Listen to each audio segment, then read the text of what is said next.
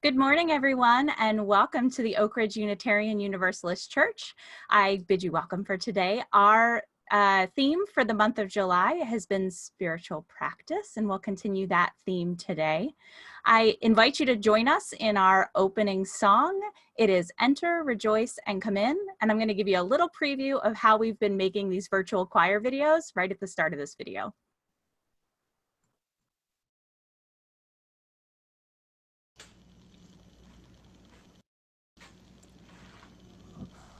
One, two, three, four.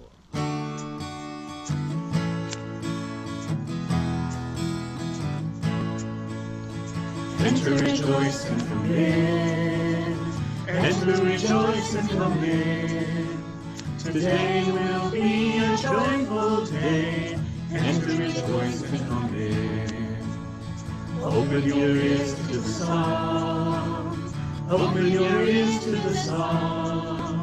Today will be a joyful day. Open your ears to the song. Open your hearts, everyone. Open your hearts, everyone. Today will be a joyful day. Open your hearts, everyone. Don't be afraid of some change. Don't be afraid of some change. Today will be a joyful day. Don't be afraid of some change. Enter, rejoice, and come in. Enter, rejoice, and come in. Today will be a joyful day. Enter, rejoice, and come in. Enter, rejoice, and come in.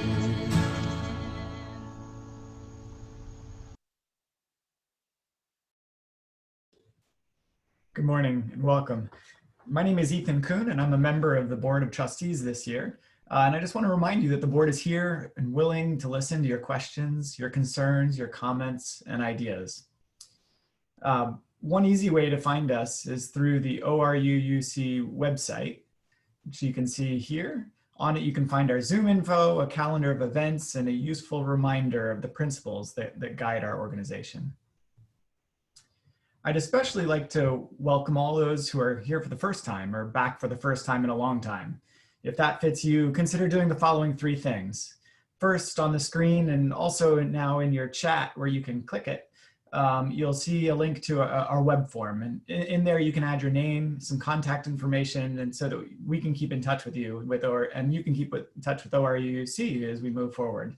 We promise not to fill your inbox. It's about an email a week, and it includes a list of what's going on that week. Next, join us on Facebook in our Facebook group, which you can see here, ORUUC. There you'll find active conversation about a wide range of topics, both concerning the church, but also sort of concerning the community in general. And third, immediately after the service, join the Inquirers session. Inquirers is a group that gets an opportunity to learn a little bit more about ORUUC and Unitarian Universalism in general, and also get to know other newcomers.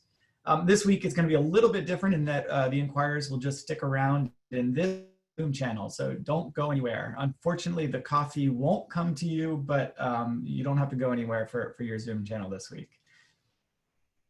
Finally, each week ORUUC has divided its offering with an outside organization whose mission we support. For the month of July, the Split the Plate recipient is Second Harvest. Second Harvest is busy filling backpacks for kids returning to schools now who need extra provisions and supplies. Your gifts today are an investment in these young lives, a critical mission, I think. So thank you very much. Next, I'll hand things over to Christine Rader, who will talk to us a little bit about faith formation. Good morning. I'm Christine Rader, Director of Faith Formation, and I am pleased to let you know that next week, Sunday, August 2nd, we will start our Faith Formation year with Zoom sessions. A program description was sent in the Exponent this week, and I'll be reaching out directly to families this week with that information as well as a message and a link for registration. I'll also be hosting a Zoom meeting next week for parents next Sunday during the Faith Formation Hour to discuss this year's offerings. Part of our plans for the year include a monthly art project that corresponds with the themes that we are exploring in worship.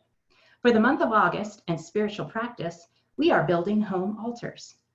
Each child will be given a box which will hold their altar materials that they can decorate, some art materials, and a list with some ideas to get them started. Families can take pictures of their altars and send them to worship@ORUUC.org or show them throughout worship during the month of August. Nursery coordinator Susan Rosenbaum and I will be available for the box pickup on Saturday, August 1st from 10 to noon in front of the church. We can't wait to see you behind the mask, of course. If you can't make it then please contact me and we'll arrange for a pickup or a delivery. See you Saturday.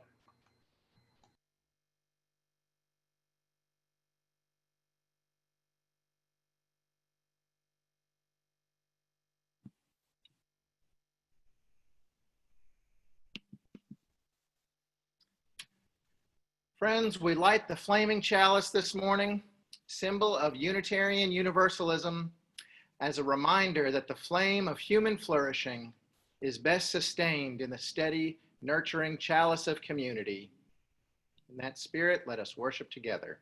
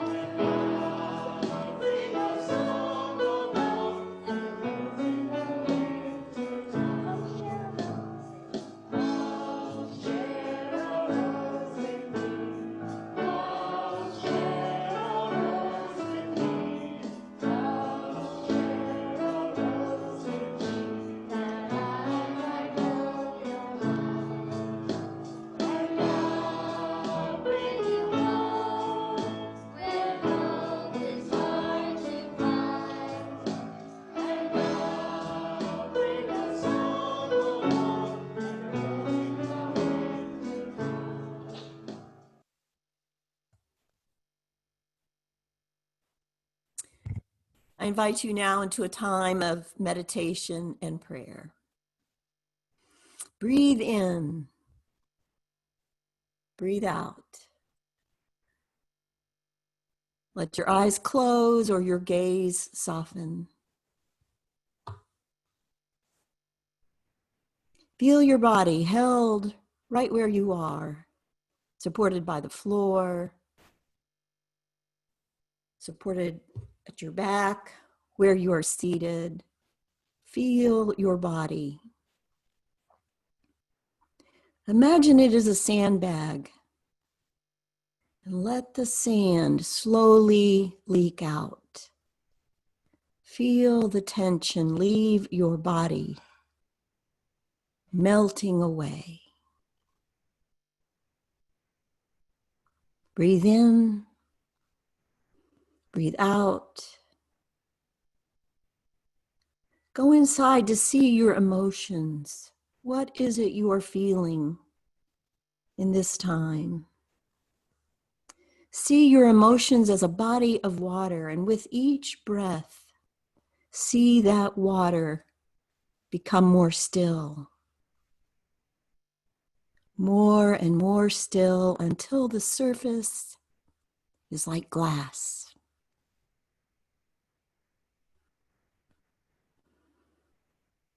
Breathe in, breathe out, and turn to your thoughts. As they arise, imagine them to be playing on a radio beside you. Reach for that volume control and turn it down. With each breath, more and more quiet until there is silence.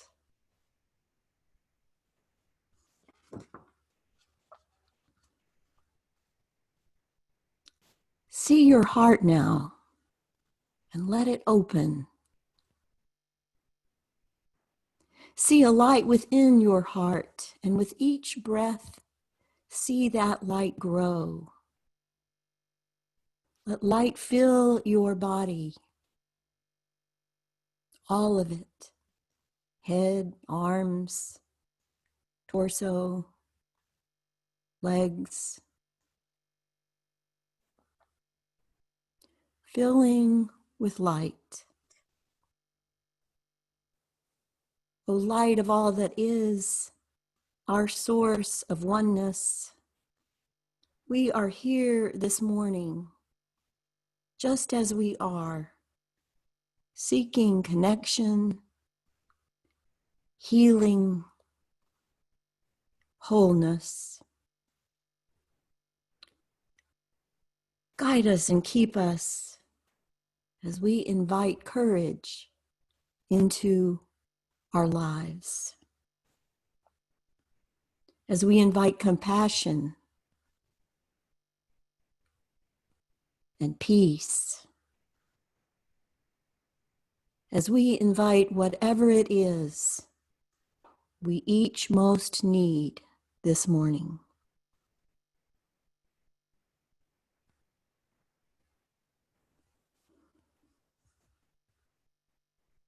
And may the light that fills our lives abound. May it fill the space around us, and may it spread out from us to this world, to the universe of all that is.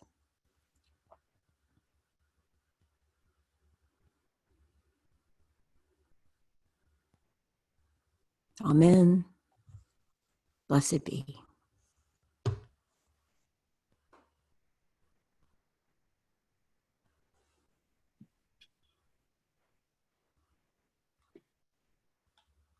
So I've been coming down here to the ORUUC church building for services, mostly because the Wi-Fi is better, and it also is a little bit of normality in these wild times to be here on Sundays, if only all by myself. And for the third time since I started that this morning, right a little bit before 10 o'clock, someone came up. Now, my car is the only one in the parking lot, but this morning, as has happened twice before, someone came up wanting church.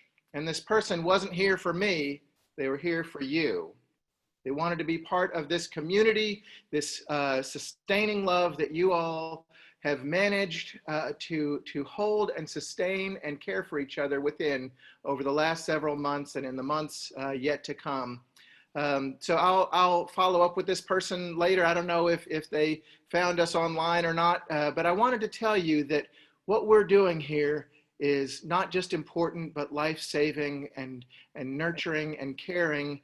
And one of the parts of the service that is most at the heart of what we do together is the one coming up now, our altar building, where all of us minister to one another by lighting a candle and holding it up to the screen, by offering a word of praise or thanksgiving or concern or worry in the chat box, or you might want to send a prayer request to oruuc.org ORUUC.community.prayers@gmail.com. You'll see that up there on the screen, ORUUC.community.prayers@gmail.com, to be included in the prayer that comes after. However you are, wherever you are, all of you and all that you are is welcome here. Let us hold one another in care.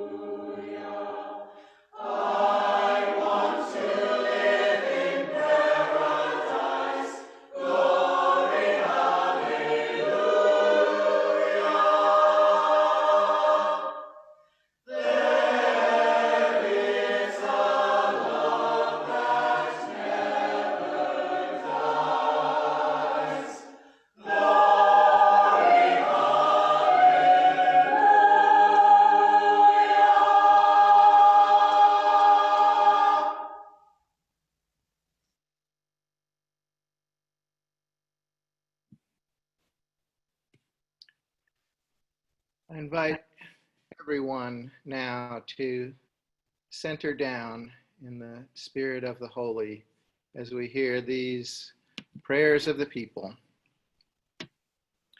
Spirit of love, source of all, within us and between us and among us and beyond us, through every moment of evolution, abiding with us in the low valleys and with us in times of joy and celebration, known by many names, mother, father, parent,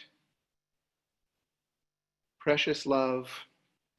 We gather today as those in the midst of uncertain times, of questions abounding, and yet as those who have found some measure of clarity and some courage and creativity and companionship in our lives. And on this day, in that spirit, in this time, there are some of us here who are especially hurting and especially worried.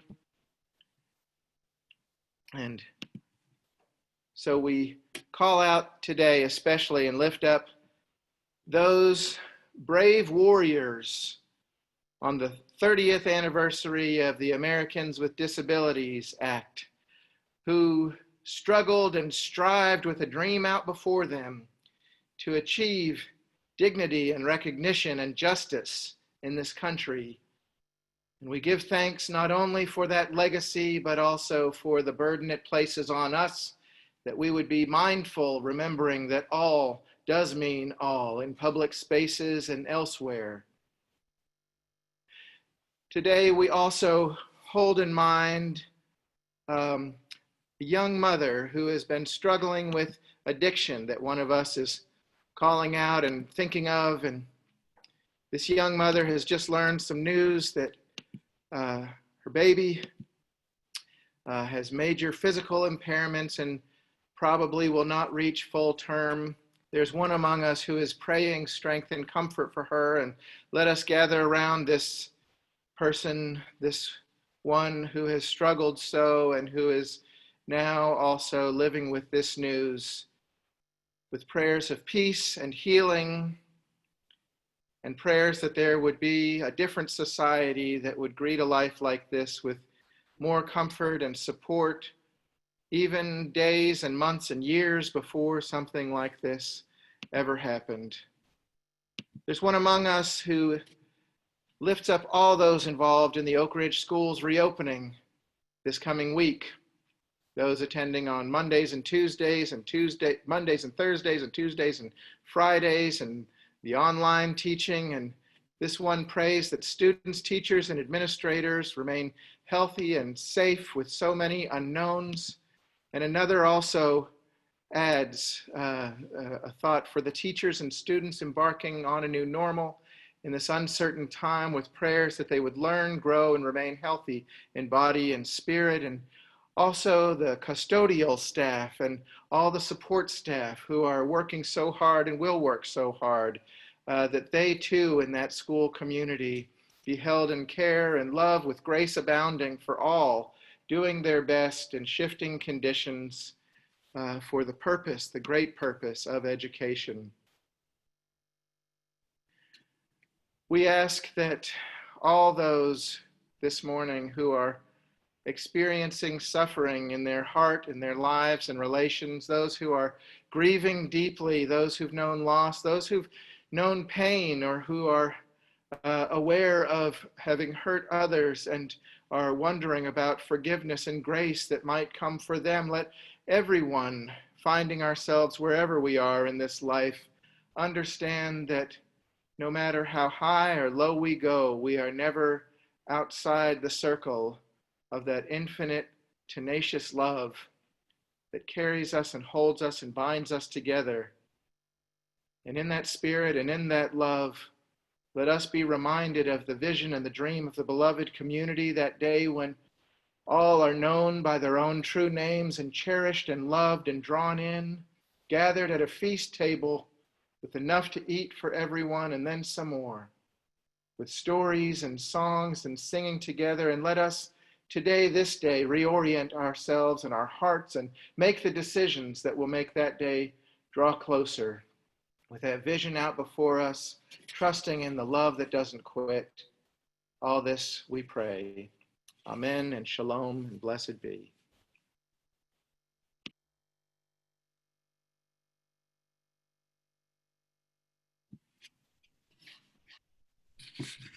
So as Ethan mentioned earlier, split the plate is something we do every week. We are so grateful for the abundance that collectively we celebrate and enjoy, that we just send half of it, half of the undesignated offering, out the door to serve some good, like Second Harvest Food Bank of East Tennessee, that is this very week filling up backpacks for children who live in food insecure homes. Imagine the impact of not knowing where the next meal is going to come from, and then you open up this backpack that we here at ORUUC this month have been helping fill through our contributions. Imagine what that would be to be reminded that somebody out there remembered you, somebody out there cared for you. And I'm not even pretending that some of those households aren't part of ORUUC itself. We're just making sure, or doing our best to do our part to make sure that those who need food have the food they need to eat. But I'm not appealing to that today. I'm not even asking about that. What I'd like to ask you is a very particular thing today, which is you may have gotten into the habit of giving the same amount or making the same decision this time every week. And I'd like to ask you one thing: make a different decision. If you give a whole lot of money every week, try out giving less. Try out giving nothing. If you give just a little, try doubling that. Try giving a little bit more. The idea here is that we give in freedom. We give because we've made a mindful choice, because we are glad to give, not out of obligation or habit or burden or shame or pride or anything else. We're figuring out and practicing a different relationship with the dollar here. So I want to ask you to give in freedom, a little bit less, a little bit more, double it, half it, whatever it is, give nothing at all. But do it in freedom, do it in joy, do it with that vision out before you, with your eye on the prize of every child fed, every child loved, every child safe in this world. Let's hear some music as we decide what to do.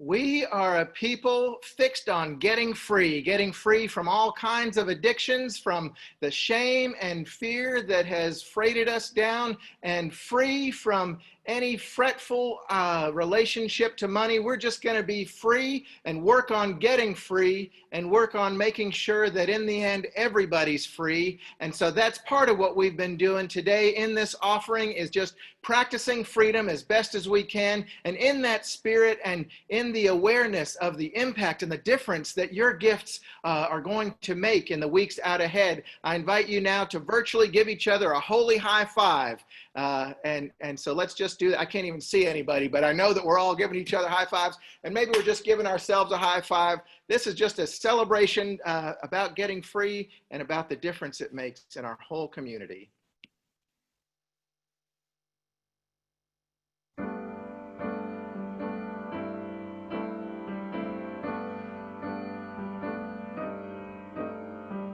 Rooted in love, we covenant,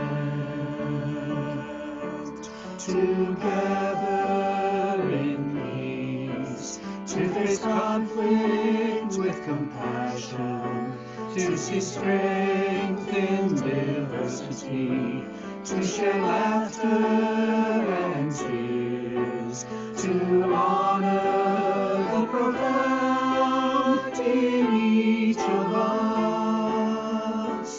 With purpose and passion, we care for one another and grow together, rooted in love.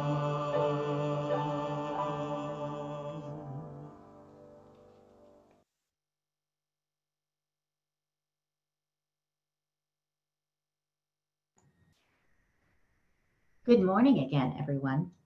This Sunday, as a lot of RORUUC families look ahead to the beginning of an unusual school year, Jake and I wanted to offer a blessing. In the Bible, when Jesus speaks to a big crowd in what's called the Sermon on the Mount, he gives a long list of blessings to all kinds of different people. Blessed are the meek, he says, and blessed are those who mourn. These blessings are called the Beatitudes. So today, here are some Beatitudes for our community at this moment. Blessed are the homeschooled, and also those going off to school, for they will be those who take up the great practice of learning. Blessed are those who teach, who serve as guides to the learners, inviting more knowledge and wisdom from them, and preparing them to flourish even in uncertain times. Blessed are the staff at schools, the administrators who field calls from people who are upset, and the custodians who make sure the building is as safe as it can be. Blessed are the worried and the fretful, for they will stay alert to what's important and what is worth noticing in all of us. Blessed are those ready to see their friends again, for they will be a beacon shining a light on what makes life worth living. Blessed are those who see injustice in the churn of institutional decisions, for they will be the prophets who speak for the beloved community, even when the conditions of the day seem far from it. Blessed are those trying to figure out logistics and complex practicalities like schedules and transportation, for they will bring the values of community to light, expressed in imperfect form as best as they can. Blessed are those who are so often left out and unheard in decisions like this, without computers or internet service that would give them a choice. For they will carry the light of the holy, reminding others that all means all. Blessed are all of these and so many more in a time when blessings may seem few. May we remember that no matter the season or condition, we live in a life in which blessings abound. And now, as a final blessing, Let's sing our traditional blessing song for the children and welcome them into our hearts.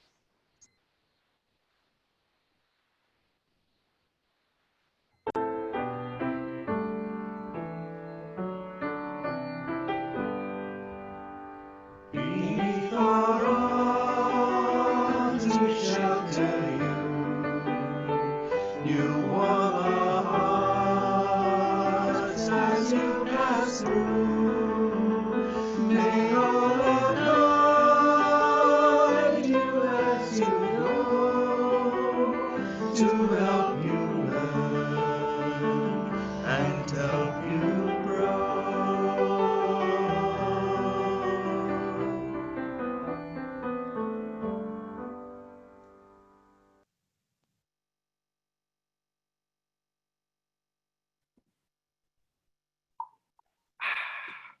You caught me getting a glass of water here.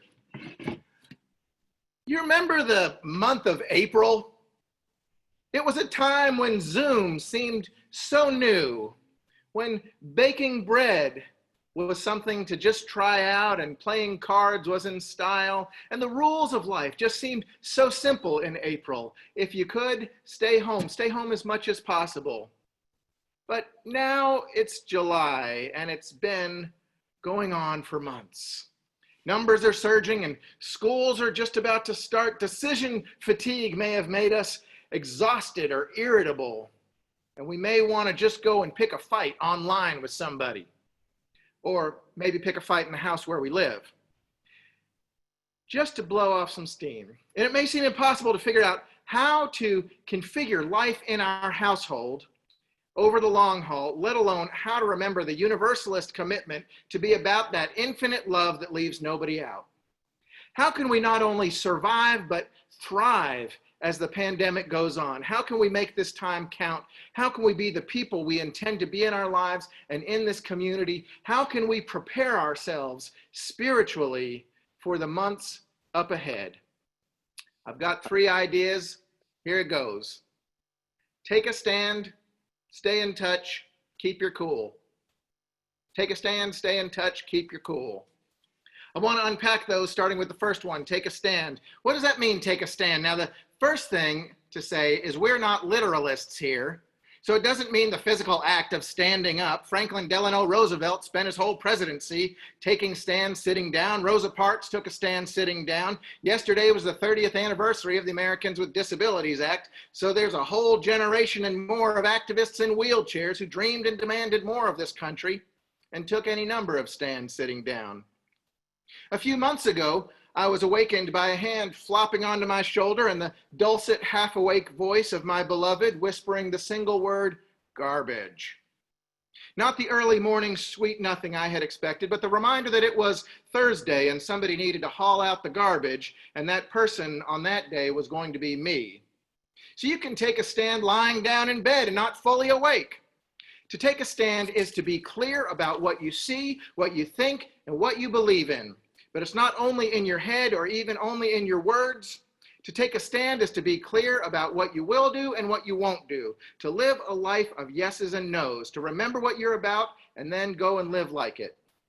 So hear me now, this is not about making strict and unbreakable rules like I will always go to this place on Monday at noon, or I'm never leaving my house again, or I'm never going to wear a mask, you can't make me. When we dig in with one position or decision, we paint ourselves into a corner. When conditions change or new information comes to light, we can find ourselves defending some obsolete stance out of pride, when really the moment calls for wise discernment. So taking a stand is not about a list of rules. Instead, the clarity comes 1 or 2 levels deeper as unshakable values or principles. I keep coming back to the phrase, what you're gonna be about, and hope that makes sense. Like, I've decided that I'm gonna be about respect for others, no matter what happens, no matter how that looks different from one day to another. I'm going to be about respecting what other people, it's just a core value of mine. Another value, I'm going to listen to those who see differently from me. To hear that perspective is of value to me, I believe. Now, it may not be my decision, or it may not convince or persuade me, but I believe that even the practice of open, humble curiosity in relationship to others strengthens me, nourishes me. So I'm just going to keep doing that. Respect and being open to others. Taking a stand means being clear about role and relationship. It can be easy to try to be responsible for everybody else in the household, everybody else in the congregation, or even everybody else in the whole wider community. It can be easy to just give up, on the other hand, and say, not my circus, not my monkeys, and just put a pillow over your head. The challenge is to be thoughtful, to understand what is your part, what is your role to play. That's no easy task. It takes discernment, and it takes turning inward, allowing for some quiet so that wisdom can rise up. There's a story in the Hebrew scriptures about somebody named Elijah, 1 Kings chapter 19, if anybody wants to know. Elijah has had some fights. He's on the run. He's all alone. He ends up in a cave where he tries to sleep for the night. He's ragged, worn out, stressed out, exhausted, but just at that moment, as he's drifting off, he encounters the infinite and eternal, and as he understands it, God wants him to go out of the cave to the face of the mountain, and so he does. And the story says, behold, the Lord passed by, and a great and strong wind ripped the mountains and broke the rocks into pieces, but the Lord was not in the wind. It goes on to say, after the wind, there was an earthquake, but the Lord wasn't in the earthquake. And after the earthquake, a fire, and the Lord wasn't in the fire. And after the fire, a still small voice within. Most of that might seem like a summary of the year 2020. First a hurricane, then an earthquake, then a fire, and what's next? But then that last part, the still small voice within. In the story, it is that in which Elijah recognizes the stirring of the divine. And if you're going to take a stand in the whirlwind, if you're going to be clear about what you see and what you think, what you will do and what you won't do, and what you're going to be for, it's going to take turning inward and getting clear. It's going to take seeking out that still small voice within, that guidance system of values and principles that are your rudder in the storm. So that's the first one, take a stand. But of course, it's easy to be a bulldozer, to say my way or the highway. It's got to be the way I see things and mow everybody down. We know everybody, we know people like that, and we may even sometimes be a person like that. But we live our lives blessed by relationship. We only ever exist in relationship, and we don't have all the answers. We need each other. We're in it together. So alongside, take a stand may seem something that contradicts it. Stay in touch. That may be one of the biggest challenges this year, to stay in touch. I'm so happy about the high participation in circles of trust and other small groups, and to hear how meaningful it is for so many to meet up regularly with your people, to share from the heart and to share this journey, to share the confusion and the questions and decisions. That's some of what staying in touch looks like, no doubt. But in a time where we're not passing each other in the hallways of ORUUC or meeting up in public so much, staying in touch is going to take more intention. Staying in touch isn't only about seeking out warm agreement. For me, it's also about staying in relationship with those who see things different than I do, and hearing them out.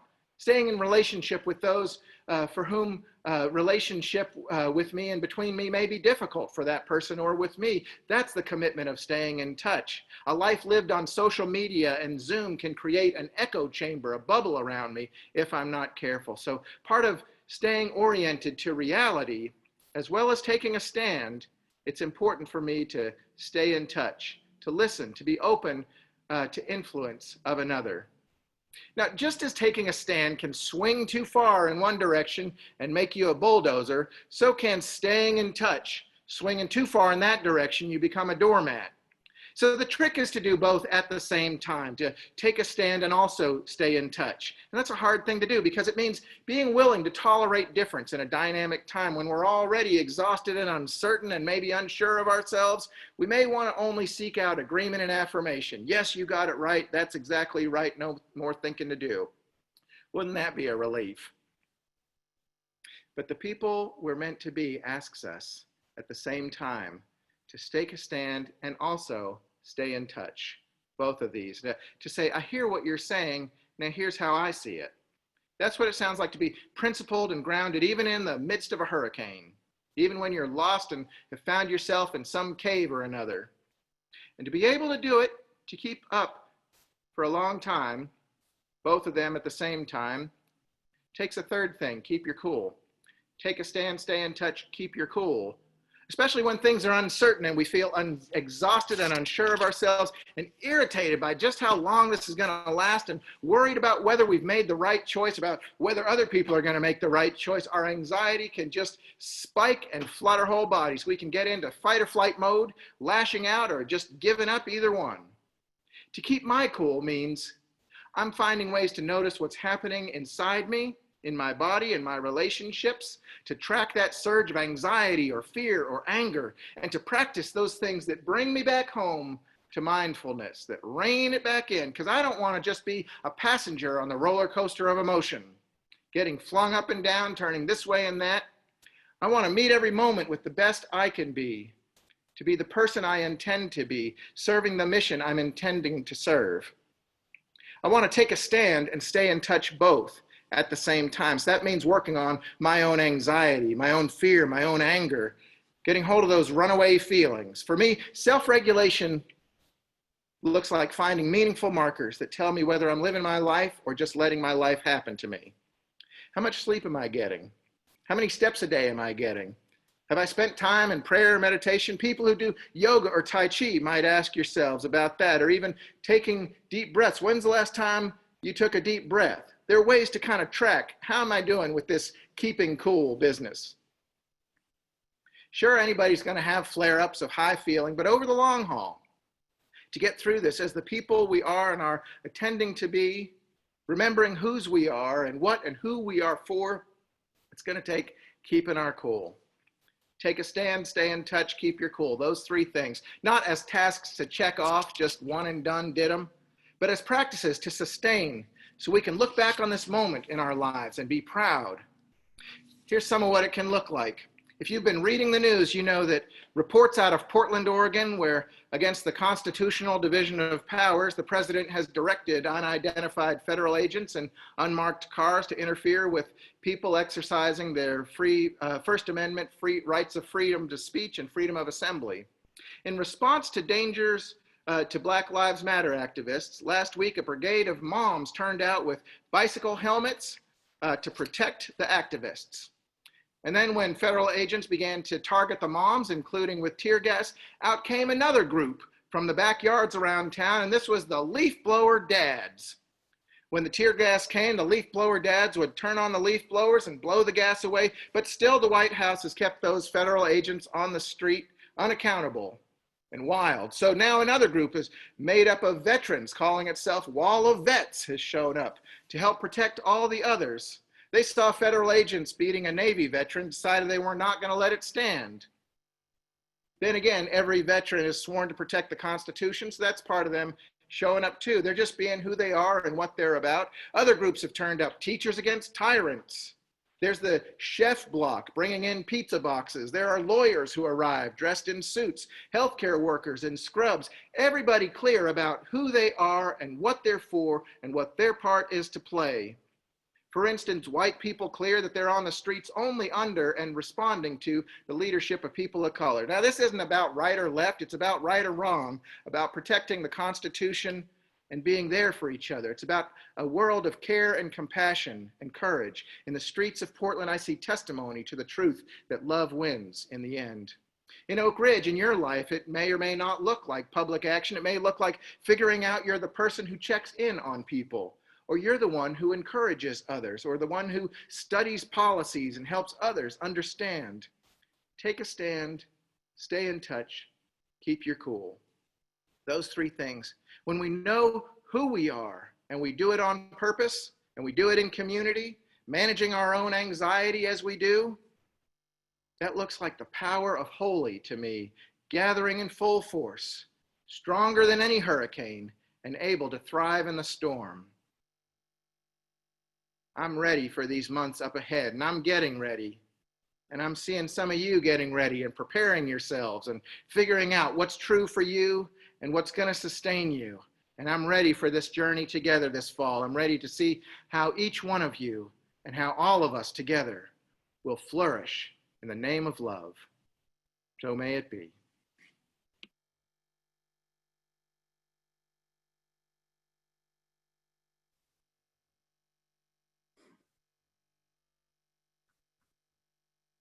Please join us in singing our closing hymn, This Little Light of Mine.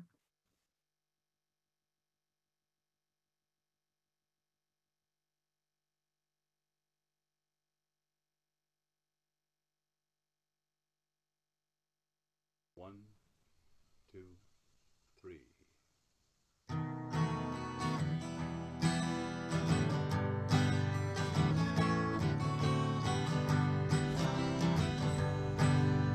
This little light of mine, I'm gonna let it shine. This little light of mine, I'm gonna let it shine. This little light of mine, I'm gonna let it shine. Let it shine, let it shine, let it shine. Everywhere I go, I'm gonna let it shine. Everywhere I go, I'm gonna let it shine. Everywhere I go, I'm gonna let it shine. Let it shine, let it shine, let it shine. Building up a world, I'm gonna let it shine. Building up a world, I'm gonna let it shine. Building up a world, I'm gonna let it shine. Let it shine, let it shine, let it shine. This little light of mine, I'm gonna let it shine. This little light of mine, I'm gonna let it shine. This little light of mine, I'm gonna let it shine. Let it shine, let it shine, let it shine.